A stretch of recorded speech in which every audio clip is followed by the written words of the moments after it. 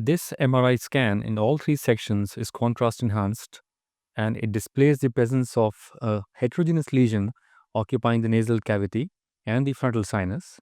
The point of using these contrast scans is basically evaluating these typical patterns that are pathognomic of inverted papilloma, where you see constant hyper and hypodensities intertwining. And as you see, the maxillary sinus has just some secretions or is practically empty. And so is the sphenoid sinus, full of just secretions. But the essence of the papillomatous tissue occupies the nasal cavity proper. And one in these patients has to evaluate the attachment of the papilloma, which, as you see carefully in all three sections, is right in the center of frontal sinus on the posterior table.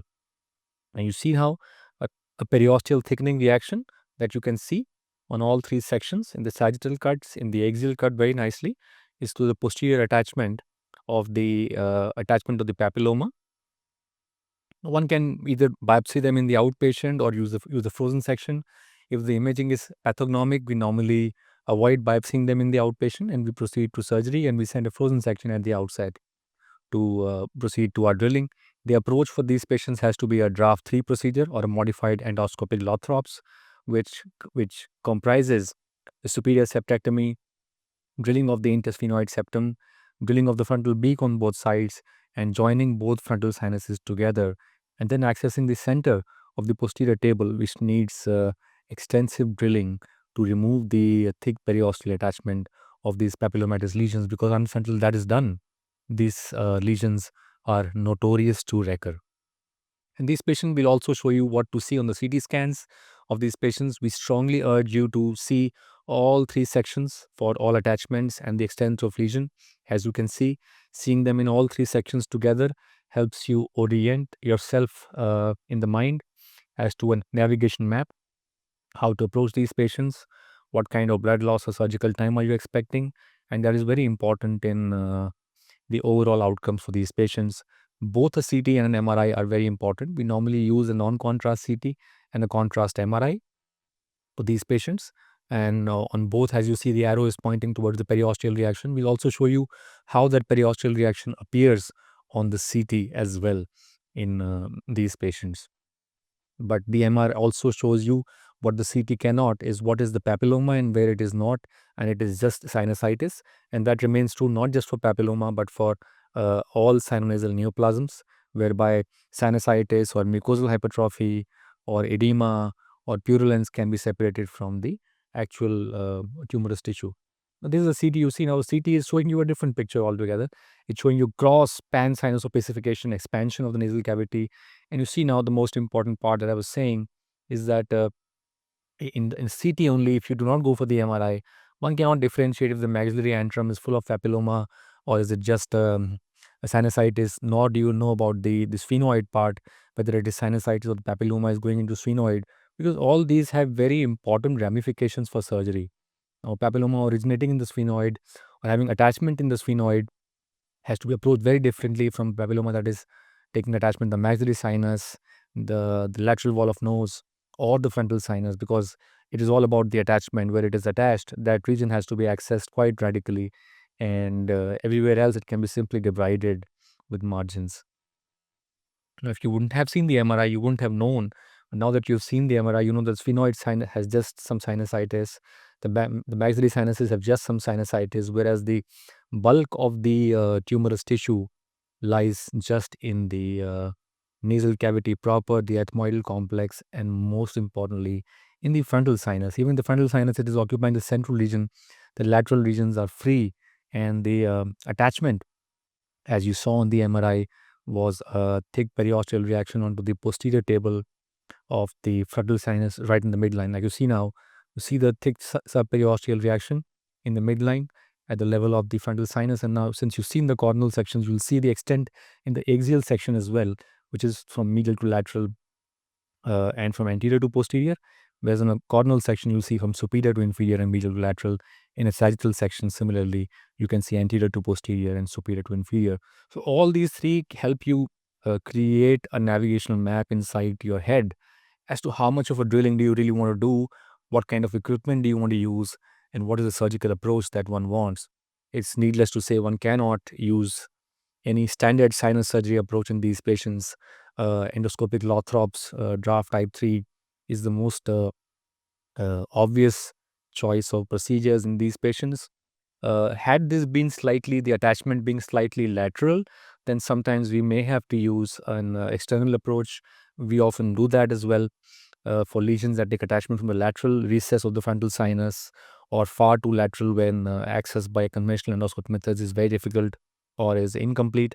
We resort to using the bifrontal or the bicoronal flap and using an osteoplastic approach, and which also has been discussed even in this patient should we not be able to access for one or the other reason. Tumor removal is paramount, and all such patients who undergo these procedures of Lothrop's or draft 3 under our sinus and skull base practice are always counseled for an external approach should there be a need. You can see how how cleanly you can see the limits of the thick subperiosteal reaction on all three sections, the sagittal one, the coronal one, and the axial one. And once again emphasizing why imaging is so important to access in these patients, and why it should be assessed in thorough details. We have skipped the initial part, the antrostomy. You can see now the antrum is clear. We have done a basic, opened all the sinuses on both sides already. The sphenoid is open, clean. The maxilla is open, clean. You can see the lamina papyracea quite visible to you. Um just for landmarks, you can see how the entire bone has been removed from lamina papyracea. And this procedure and surgical demonstration is focused on the management of the frontal sinus proper using the Lothrop's procedure. You see now how the ethmoidal complex also has been uh, reasonably well opened. And now our focus is on the site of attachment, whereby we want to create a Lothrop procedure. Any hemostasis must happen before you begin drilling, so that your surgical field is well controlled and always optimized. Now, for the draft, like I said, we resolve to creating removing the reasonable amount of mucosa uh, over the frontal beak region that is anterior to the first olfactory neuron that we shall be shortly identifying, anterior to the attachment of the cribriform plate and the olfactory fossa. So all our work would be anterior to the olfactory fossa. There is just some residual polypoidal tissue and the edematous mucosa that we are debriding on our way before we begin the drilling process. As regarding drill choice, we normally keep both a straight handpiece and a slightly curved handpiece with a longer shaft. One can also, for certain steps, use a 40 or a 70-degree rad blade with a drill attached to it, though it's a little slow and only for the last maybe a little finish kind of part, and not for general uh, drilling, which is reserved with a standard thick burr, which is quite stout and robust. You see, we are taking all time to see anything left in the ethmoidal complex, cleanly navigating and removing any amounts of shredded mucosa, looking carefully for any leftover papillomatous tissue anywhere, right from lamina papyracea to the middle turbinate, before we begin our Lothrop procedure.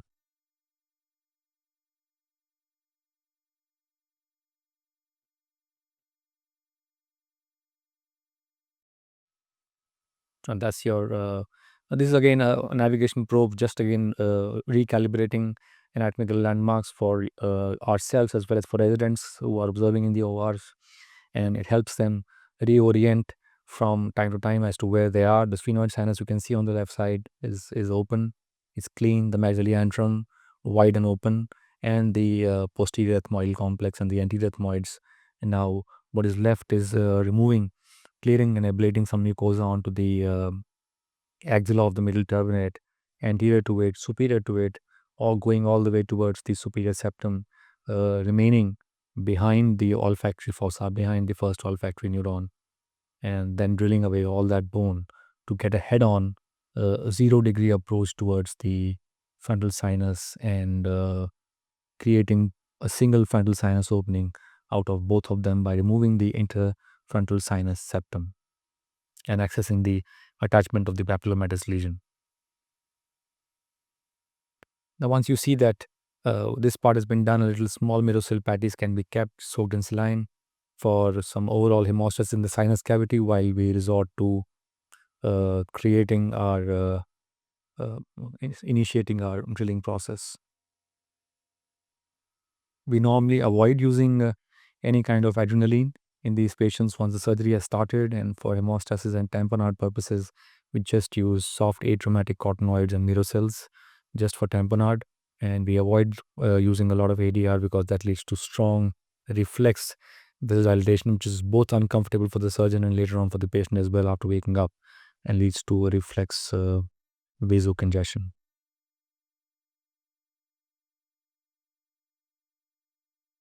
See, now this is the mucosal flap I was talking about. This mucosal flap we are raising it from anterior to posterior onto the roof of nose, and see now what we see. This is the entry of the olfactory neurons. And once we see that, sometimes the anterior ethmoidal nerve, sometimes the olfactory neurons, either of them, that is approximately a reason to stop elevating the flap posteriorly. Once again, using our navigation probes to map the fact that we are anterior to the olfactory fossa and we are not breaching it. See this now? This is the roof of nose that we are pointing at onto the left side.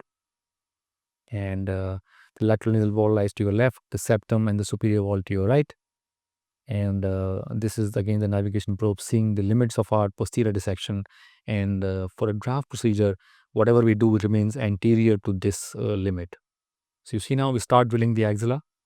This is the agar nasi and the cells that occupy the frontal recess, as well as the thick beak, which is our main impediment to reaching the frontal sinus. So we have to drill it in a clockwise and anti-clockwise manner, uh, going right up to superiorly inside the frontal sinus, and eventually uh, removing the interfrontal sinus septum along with the superior nasal septum so as to access the frontal sinus proper from either sides, both right and left, and that leads to ease of access.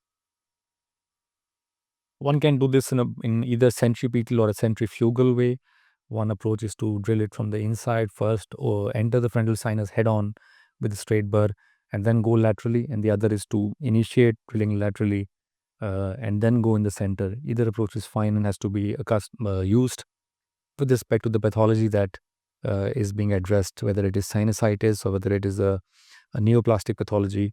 These decisions can depend on that as to whether you drill from outside in or you drill from inside out, just like you do in a ear surgery for the access of cholestodoma. See, and you may require more than one hands. There's an assistant would always use suction constantly with some irrigation. The irrigation is inside the drill, so one need not give any extra irrigation, but the suction has to be always there to clean this. And we are constantly drilling together the superior wall of the nose, that is basically the base of frontal sinus, anterior to the olfactory fossa, constantly, and which occupies the superior attachment of septum, the roof of nose, and anterior to the olfactory fossa, that is the base of frontal sinus, and the bone above the axilla of the middle turbinate, which is basically your entry inside the frontal sinus proper. One needs to be patient in this kind of step and not show any haste. And as you drill, you must constantly reorient yourself towards your limits of dissection. Sometimes it so happens that beginners can often go astray and keep drilling posteriorly without respecting the limits of the flap that you have raised and the olfactory neurons. And if you keep going posteriorly and do not take care, you'll probably go through the base of skull into the intracranial cavity, creating a CSI fistula, which could be highly detrimental. So it's very important to reorient yourself, have a mentor if required initially for these kind of procedures. They are advanced procedures, and maybe use the help of navigation if you can to initially get accustomed to the kind of approach that is. It is sometimes confusing for many beginning surgeons as to how to orient yourself to do these procedures because you're drilling in areas which normally are not part of routine sinus surgery. Once again, see, we're always reorienting ourselves to the flap. We are not taking the flap anymore back because our flap is at our limits of where our limits of drilling are. So we are drilling not posterior to the flap, and we have to always respect it and not go posterior. As you keep drilling, one approach also is to create a superior septectomy right in the beginning, because that leads to a 3 or 4 hand approach very easily, and you can use multiple hands, thus increasing the speed of surgery, because anyway the superior septum has to go. And see now, what we are drilling here is basically the opening of the frontal sinus proper. We are creating a new opening inside the frontal sinus right through its anterior-inferior wall. And again, you have to reorient and understand that this is indeed the anterior and the inferior wall of the frontal sinus, which we are opening right head on. And we are using an inside out approach in this patient, whereby we create an opening head on, and then we go laterally on both sides to increase that opening right till the extent of little skin exposure, which is the lateral limit of this surgery. So mostly, for most part, what is important is to just be extremely mindful of the posterior boundary of drilling in this patient, which is always your olfactory neuron. You see now, it's right in front of us. We know that we do not have to go behind it at any cost. Laterally, if you start seeing some skin coming, that is where you must stop. You see now, one of the assistants is pushing from the outside, and you can see laterally the movement of the skin, and you know that you have reached the skin and periosteum, and then your limits that way are also coming.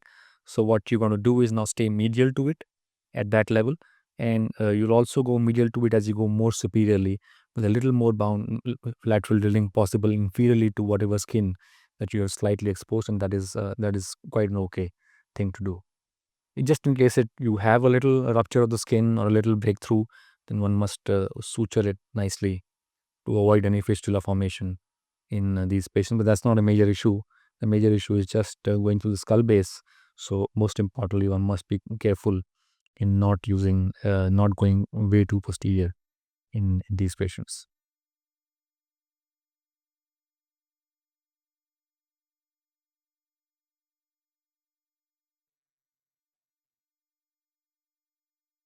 For beginners, mind you, it's very important to know that there could be a reasonable amount of drilling.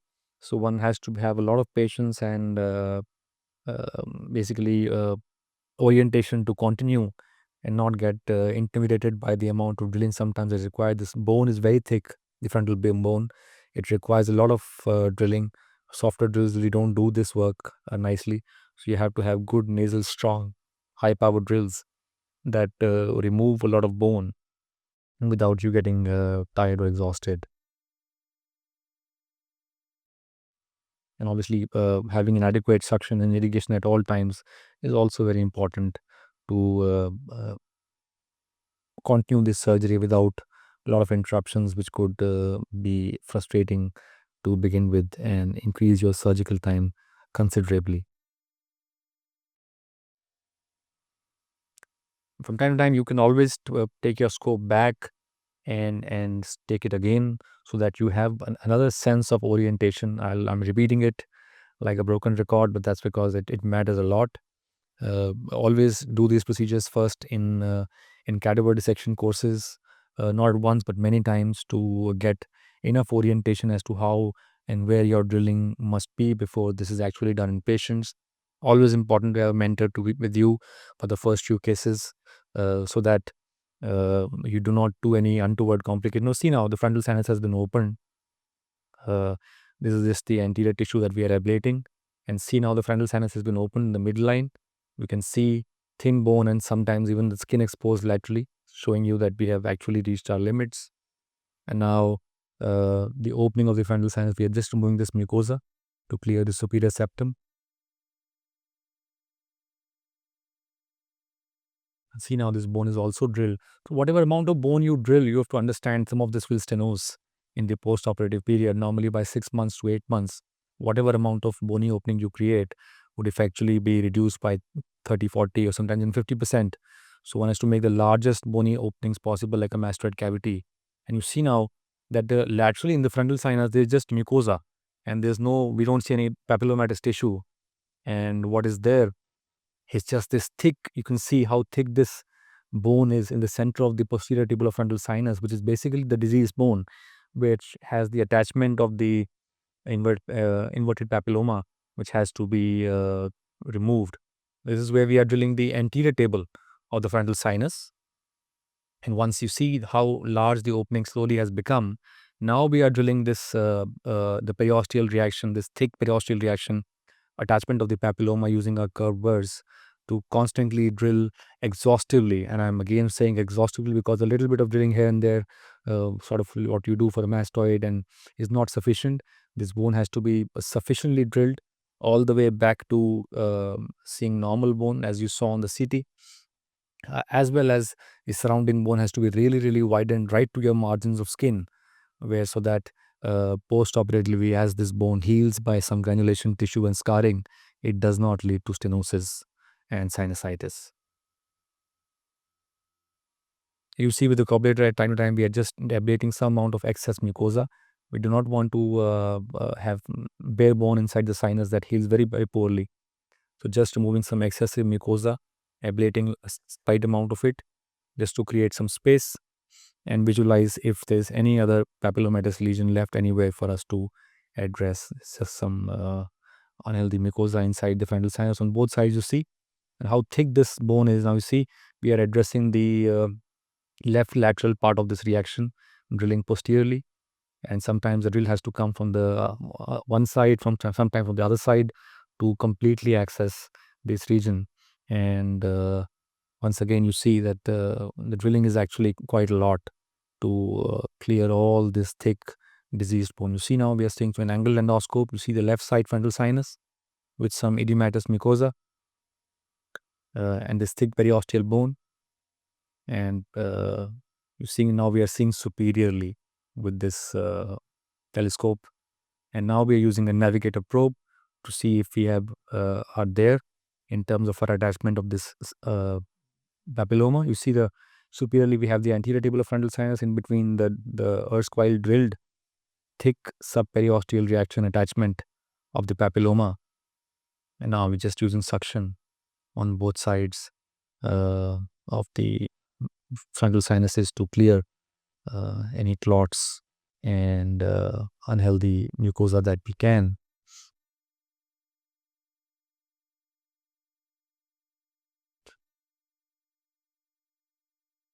This is what a draft cavity looks like. You see now you're seeing from a 0-degree scope, you're seeing the whole ethmoidal cavity, the maxillary sinus, the sphenoid sinus, the ethmoidal complex, and the head-on, the superior septectomy done, and the straight-on head-on approach towards the open frontal sinus, which is open from both sides together. And now so you see we are just using some little bit of gel foam here we are placing. This is soaked in bevacizumab, which is basically anti-vascular endothelial growth factor monoclonal antibody, just to inhibit the regrowth of papillomas. We use this at the attachment site. And this is again the appropriate navigation image to show where all we had reached while we were drilling this thick subperiosteal bone on the frontal attachment. You see now our navigation probe is pointing that these were all the regions that we could drill exhaustively and reach in terms of our anterior, posterior, medial, lateral, and superior, inferior extent of the surgery for these patients. Needless to say, despite whatever amount of drilling we do, we keep these patients under a follow-up for next 5 or maybe even 10 years